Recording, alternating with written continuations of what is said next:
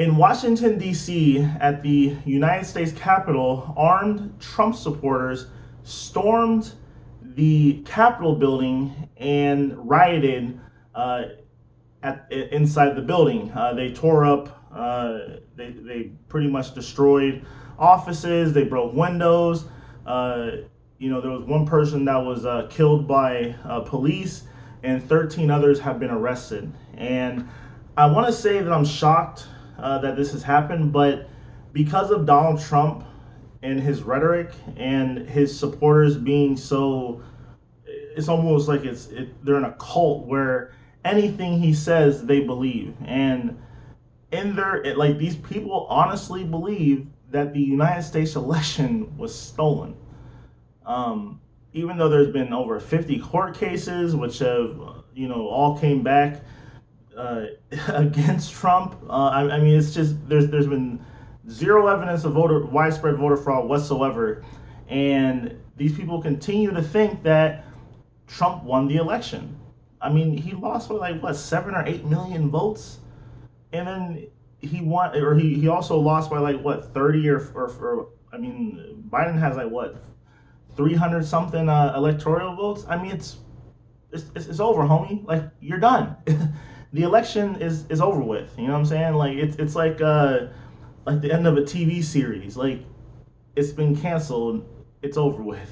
Just get over it, man. And the fact that these people, I mean, they stormed the Capitol armed, and I'm just thinking in my head, if that would have been someone that looked like me, man, if that would have been black people storming the Capitol, they would have repealed the 13th Amendment. They would have put all black people, they would have started locking everyone up. Man, oh my goodness. And also there wouldn't only have been one person who was shot and killed. They would have took out machine guns and started shooting at I just can't believe that the federal authorities who are in charge of guarding these buildings let armed protesters into a federal building, in especially the Capitol building. I mean, I've been to DC 6 or 7 times, and I've been to the Capitol building. I've been to various museums and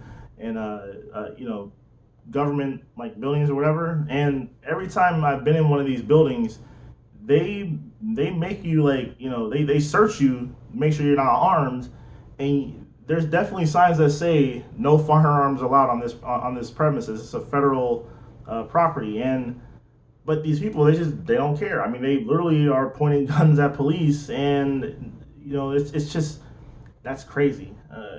I mean, to me, if armed terrorists stormed if I was in charge, these people would have gotten that far. And also, as soon as I see someone with a gun and they're pointing at a police officer, oh, they would have been shot. Period. That's completely unacceptable. And they should, anyone who entered that building should be charged with federal statutes. If you are on a federal property with a gun, you're breaking a law right there. If you're threatening politicians, you're breaking a law. If you're damaging federal property, you're breaking a law. I mean, even one guy was so brazen, he broke into Nancy Pelosi's office and stole her mail.